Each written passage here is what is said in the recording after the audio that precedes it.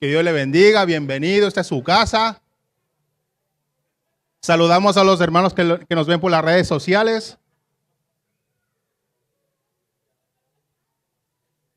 Saludamos a los hermanos de Toledo, a los hermanos de Tarancón, a los de México. A esta iglesia le encanta saludar. ¡Qué bendición!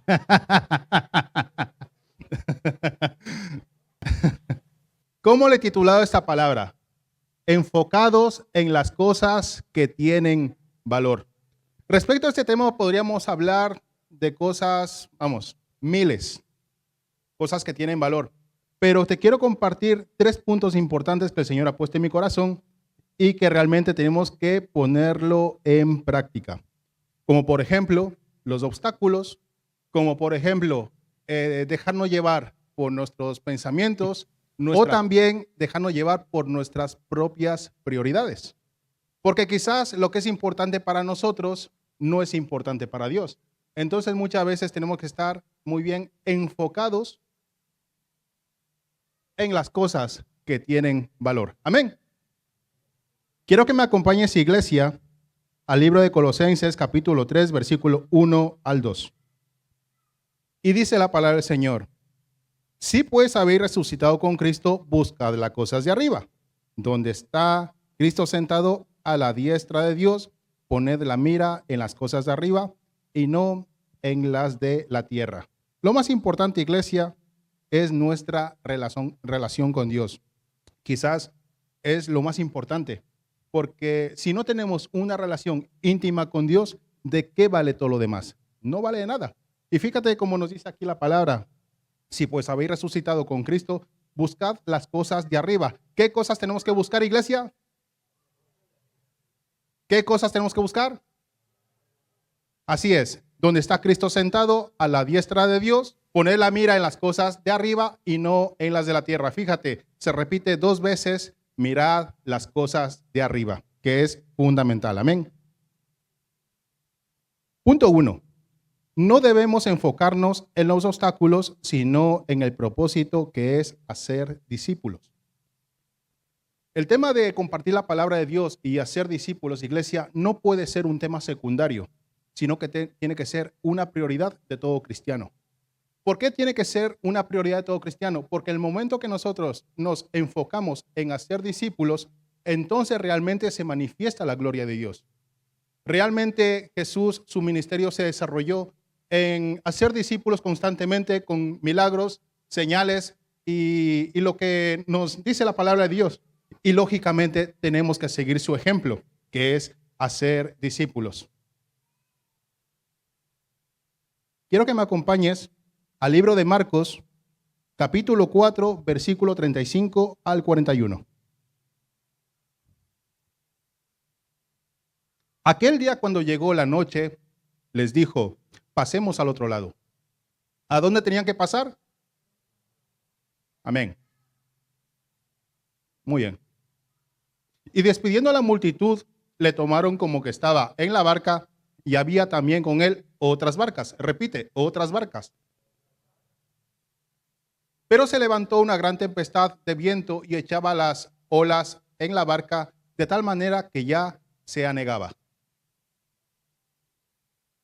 Y él estaba en la popa durmiendo sobre el cabezal. Y se despertaron y le dijeron: maestro, ¿no tienes cuidado que perecemos? Y levantándose reprendió al viento y dijo al mar: calla, enmudece. Y cesó el viento y se hizo gran bonanza. Y le dijo: ¿por qué estáis así amedrentados? ¿Cómo no tenéis fe? Entonces temieron con gran temor, y se decía el uno al otro: ¿quién es este, que aún el viento y el mar le obedecen? La pregunta, iglesia, es: ¿por qué se levantó una gran tempestad? ¿Por qué se levantó una gran tempestad? Lógicamente porque había un obstáculo que superar, que era una tormenta, ¿verdad? Como nos dice la palabra. Porque siempre que estés involucrado en el propósito de Dios, puede haber oposición. El obstáculo que el enemigo pone en el camino es temporal, porque mayor es el que está con nosotros, iglesia. Quiero que me acompañes al libro de Juan, primera de Juan 4:4. Nos dice la palabra del Señor. Hijitos, vosotros sois de Dios y los habéis vencido, porque mayor es el que está con vosotros que el que está en el mundo. Repito, hijitos, vosotros sois de Dios y habéis vencido, porque mayor es el que está con vosotros que el que está en el mundo. Iglesia, cuando nosotros estamos involucrados en la obra del Señor, jamás tenemos que retroceder. Tenemos que ser conscientes quién es el que maneja nuestra barca. Tenemos que ser conscientes quién es el que está en popa sentado o durmiendo. Tenemos que ser conscientes que Dios es quien está con nosotros y cualquier obstáculo que se levante, Él tiene el control de todo. Iglesia, Él tiene el control de todo.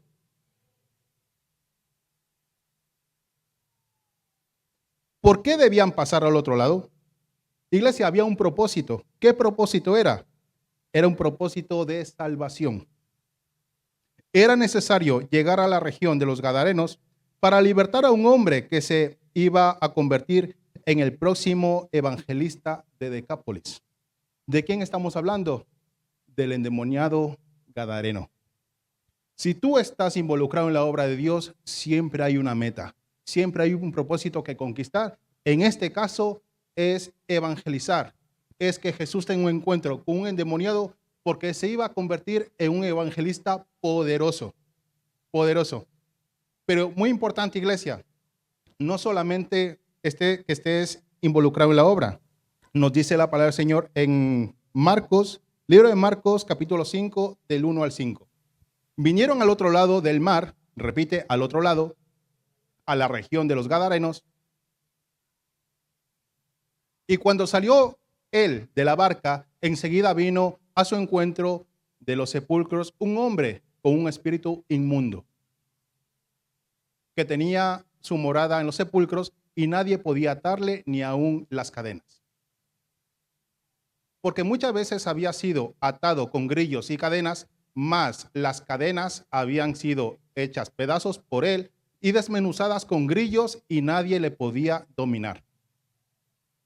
Y siempre de día y de noche andaba dando voces en los montes y en los sepulcros e hiriéndose con piedras. Iglesia, lo que me llama a mí reflexionar sobre esta palabra es que a través de la palabra, el mayor propósito para todo cristiano es predicar la palabra de Dios en tiempo y fuera de tiempo para hacer discípulos. El hacer discípulos va mucho más allá, quizás, de invitarla a tomar un café, de invitarla a la iglesia o incluso invitarla a tu casa. ¿En qué consiste hacer discípulos? Quizás de que presentarles a Jesús, que a través de tu testimonio y dejar que el Espíritu Santo realice una obra transformadora para enviarles. Si podemos analizar esta palabra, iglesia, ¿por qué se levantó una tempestad? Porque Jesús se iba a encontrar con un hombre que estaba endemoniado. Pero cuando Jesús se encuentra con este hombre endemoniado, quizás lo más importante es para una persona es tener un encuentro con Jesús. Es presentarle a Jesús. Es que Dios delegue en ti esa obra de decir, mira, te presento a Jesús. Porque Jesús sí puede transformar. Jesús sí puede cambiar. Jesús puede cambiar tu familia. Jesús puede cambiar tu trabajo. Jesús puede cambiar tu economía. Pero para eso estás tú y yo. Porque somos hombres y mujeres delegados por Dios para conquistar. Amén. La cadena del éxito, iglesia, muchas veces, quizás muchos no lo sabemos de memoria, pero es bueno a veces recordarlo. ¿Cuál es la cadena del éxito? Ganar, consolidar, discipular y enviar. ¿Qué es ganar? Es evangelizar, es compartir la palabra de Dios con aquellos que no son creyentes. Consolidar es el proceso de cuidar y afirmar la fe a nuevos creyentes. Discipular se trata de formar, equipar a los creyentes, ayudándoles a crecer espiritualmente. Y enviar es el proceso donde los discípulos son empoderados para compartir el evangelio a otros. Mira, iglesia, te voy a contar un testimonio. Cuando nosotros, antes de venir aquí a Aranjuez, llevábamos un grupo en Vallecas, donde había venezolanos, había colombianos, había peruanos. La verdad que un grupo de vida bastante bonito. Pero una familia de venezolanos estaban recién llegados aquí a España, vivían cantando en el metro. Solamente podían hacer eso porque no tenían papeles. La verdad que una familia de Dios, hijos de pastores, pero Dios pone en mi corazón que les ayude económicamente. En ese momento un pastor de la iglesia de Madrid me dice, Carlos, sin que él supiera nada, te voy a dar una clave. Digo, dime, pastor. Me dice, para que rompas los cielos a tu favor en el área económica, acostúmbrate a ofrendar. Yo no ofrendaba, yo diezmaba. Y dije, bueno, vamos a aplicarlo. Entonces Dios pone en mi corazón ofrendar a esta gente, a esta familia, el 5% de lo que a mí me restaba de mi salario. Entonces hablo con ellos y le digo, mira, voy a darles a ustedes el 5% de lo que me resta. Voy a hacer poco o mucho, pero era una ofrenda. Estaba aplicando un principio. A partir de ahí, iglesia, se empezaron a desatar milagros. A mí me hablan de legendarios y no teníamos dinero. Y una persona me dice, Carlos, siento en mi corazón ofrendarte el billete para Miami. ¡Wow! Gloria a Dios. ¿Y a través de qué iglesia? Simplemente de una semilla. A partir de ahí se empiezan a abrir las puertas. Surge la oportunidad de venir aquí a Aranjuez. ¿Y qué te quiero decir con toda esta iglesia? Que siempre que tú pongas tu corazón para compartir con otros lo que Dios te da, va a traer bendición. Siempre, iglesia, siempre. Y es muy importante. Es muy importante no solamente estar involucrado, no solamente evangelizar, no solamente hacer discípulos, sino ser obediente a la voz de Dios. Amén. Segundo, no debemos enfocarnos en nuestra propia opinión o pensamiento, sino en honrar a Dios. Iglesia, muchas veces nos dejamos llevar por nuestra propia opinión, nuestro pensamiento, y nos lleva a tomar malas decisiones. Moisés había subido al monte Sinaí para hablar con Dios y recibir 2 tablas escritas con el dedo de Dios. ¿Qué nos dice Éxodo 31:18? Y dio a Moisés, cuando acabó de hablar con él en el monte Sinaí, 2 tablas del testimonio, tablas de piedra escritas con el dedo de Dios. Pero el pueblo de Israel, que había salido de Egipto con el poder de Dios manifestado con señales, le dice a Aarón que les hiciera dioses para que vayan delante de ellos, porque no sabían nada de Moisés. Te pongo en situación, antes de leer la palabra. Moisés sube al monte Sinaí para hablar con Dios, para recibir instrucciones. ¿Y qué hace el pueblo?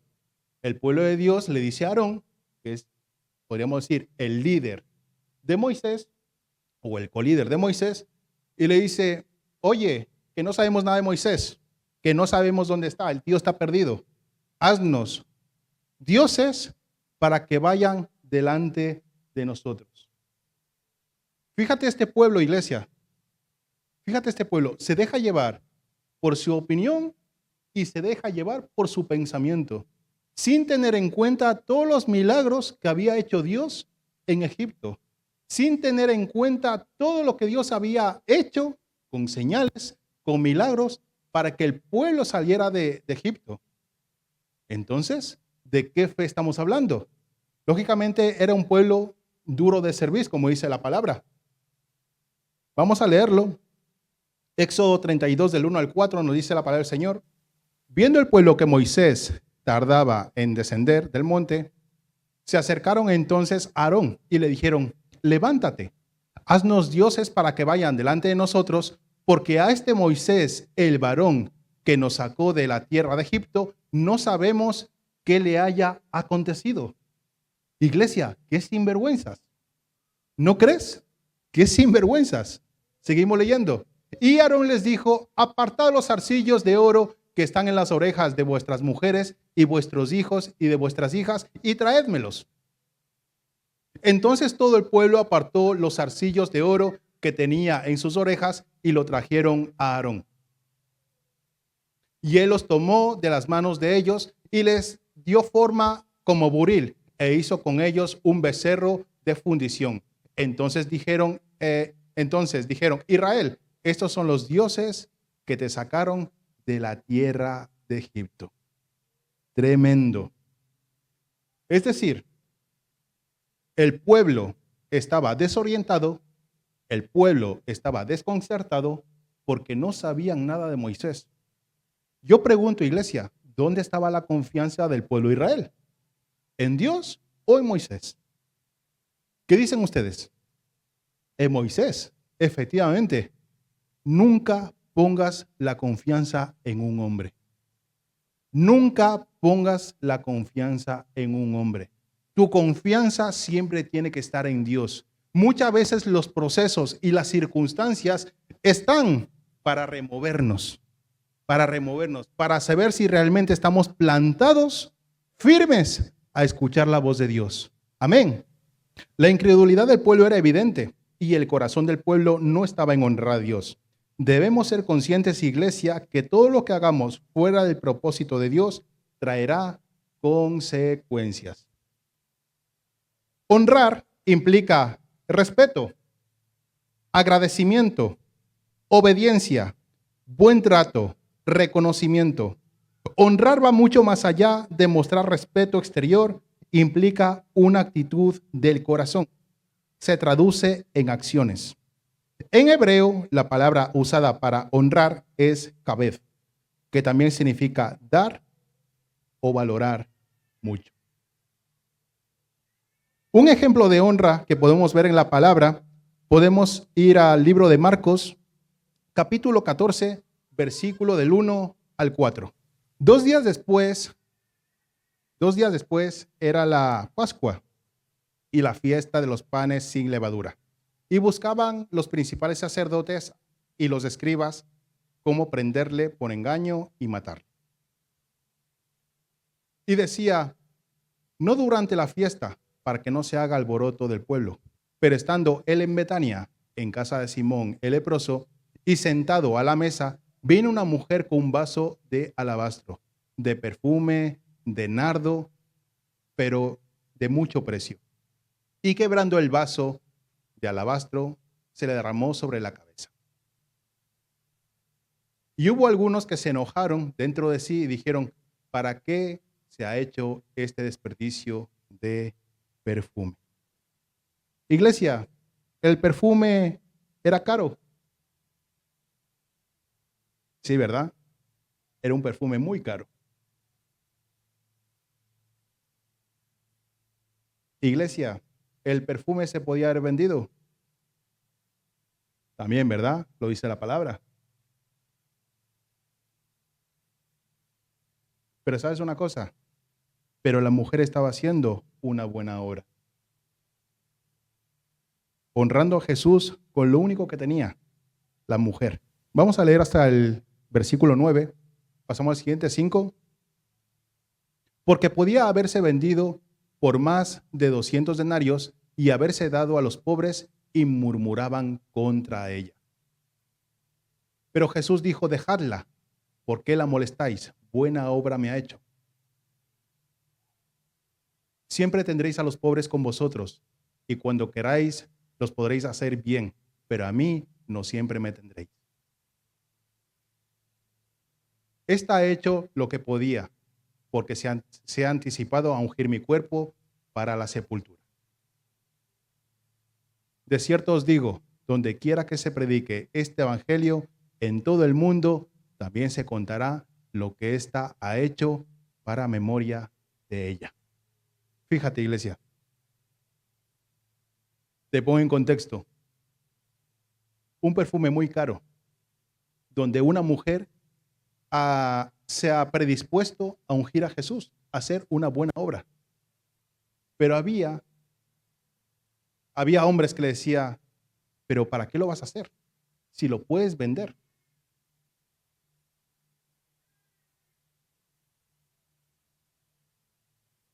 ¿Sabes que cuando tú estás honrando a Dios, siempre va a haber alguien que te diga, ¿para qué lo haces? Siempre va a haber alguien que no lo va a entender. Y déjame decirte, iglesia, que muchas veces los más cercanos a ti son los que te dicen, ¿para qué lo quieres hacer? No se trata solamente de cumplir. No se trata solamente de comprometerte. No se trata solamente de hacer lo que Dios está diciendo. Se trata de honrar. Se trata de darle lo mejor a Dios. Se trata de decir, Señor, me desligo y olvido todo aquello que me están diciendo para cumplir lo que tú has dicho. Y número 3, no enfocarnos en nuestras prioridades, sino en las prioridades de Dios. No enfocarnos en nuestras prioridades, sino en las prioridades de Dios. ¿Quién tiene prioridades aquí? Todos. La pregunta es, ¿están enfocadas en Dios? ¿Están relacionadas con Dios? ¿Tus prioridades están dentro de la voluntad de Dios? Pregúntate eso, iglesia. ¿Para qué quieres una casa más grande? ¿Para disfrutarla? Bien está. Pero eso no es la voluntad de Dios. Si quieres una casa más grande, es para que prediques la palabra en ese lugar. ¿Quieres un coche más grande, iglesia? ¿Para qué? ¿Para gastar más gasoil? No. Quizás para traer y llevar a la gente a la iglesia, que no se puede movilizar. ¿Para qué te quieres ir a Venezuela? ¿Para qué te quieres ir a Colombia de vacaciones? ¿Para disfrutarlo con tu familia? Bien está. Pero que el propósito sea, Señor, quiero ganar almas en ese lugar. Siempre que tú te pongas una meta o un objetivo, siempre tiene que estar Dios por medio. Siempre. Si no, ¿de qué merece? ¿De qué merece la pena, iglesia? Si el mundo ya lo hace. El mundo ya lo hace. Ayer hablaba con una familia. Iglesia, hay que marcar la diferencia. Hay que marcar la diferencia. En todos los aspectos, en todas las áreas. No se trata, marcar la diferencia, no se trata de ser mejor uno que otro, porque si no entramos en una competición. Y el competir no es de Dios. Pero el apoyarnos unos a otros, el decir, mira, cuenta conmigo y tú cuenta conmigo, eso sí es de Dios, porque vamos a conquistar juntos. Iglesia, Dios nos está moviendo a retos, a predicar la palabra. Porque no es normal, iglesia, que llegue gente a este lugar y por obvias circunstancias no vuelvan. Hay que levantarse, iglesia. Hay que levantarse y marcar la diferencia. Amén.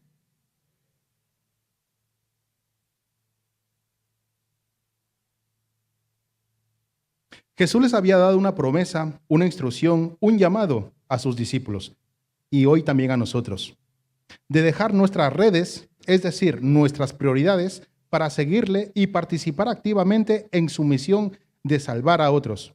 Mateo 4:19 nos dice la palabra del Señor, y les dijo, venid en pos de mí y os haré pescadores de hombres. Venid en pos de mí y os haré pescadores de hombres. ¿A quién escogió Jesús, iglesia? ¿A los que más sabían de la palabra? ¿Sí o no? No escucho. ¿A quién escogió Jesús? ¿A los más ricos? ¿A quién escogió Jesús? ¿A los más pulcros? ¿A quién escogió Jesús? ¿A los que estaban preparados? Jesús escogió a lo más vil y menospreciado del mundo para avergonzar a los sabios. A esos escogió Jesús. Siéntete especial. Siéntete halagado. Siéntete honrado. Porque Dios te escogió a ti y me escogió a mí. Amén. Dale un aplauso a Él.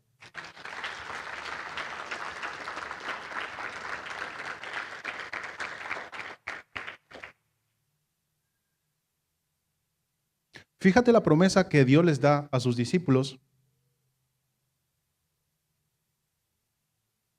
Pero ¿qué sucedió después de que Jesús había resucitado? Libro de Juan, capítulo 21, del 1 al 4, nos dice la palabra del Señor. Después de esto, Jesús se manifestó otra vez a sus discípulos junto al mar de Tiberias. Y se manifestó de esta manera. Estaban juntos Simón Pedro, Tomás, llamado el Dídimo, Natanael, el de Caná de Galilea, los hijos de Zebedeo y otros 2 de sus discípulos. Simón Pedro le dijo: voy a pescar. Ellos le dijeron: vamos nosotros también contigo. Fueron y entraron en una barca y aquella noche no pescaron nada. Cuando ya iba amaneciendo, se presentó Jesús en la playa, mas los discípulos no sabían que era Jesús. Jesús ya había resucitado, pero los discípulos aún estaban procesando todo lo que había ocurrido. Así que tomaron una decisión de volver a lo conocido, es decir, volver atrás, y se enfocaron otra vez en pescar y no en la palabra que habían recibido. Dios les había dicho: venid en pos de mí y os haré pescadores de hombres. Ahora estamos leyendo en la palabra que después de todo esto, como dice la palabra, ellos toman una decisión de decir: voy a pescar. Y uno y a otro ya le dicen a Simón Pedro: vamos contigo. ¿Por qué muchas veces, iglesia, nos dejamos llevar por nuestras prioridades?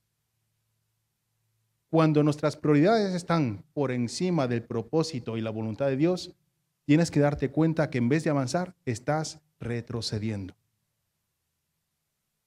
Quizás ellos no eran conscientes de decir: es que Jesús me había dicho que iba a ser pescador de hombres. Es que Jesús, yo le vi haciendo milagros.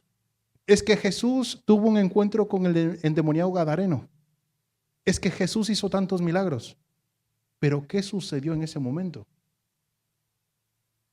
Volvieron atrás.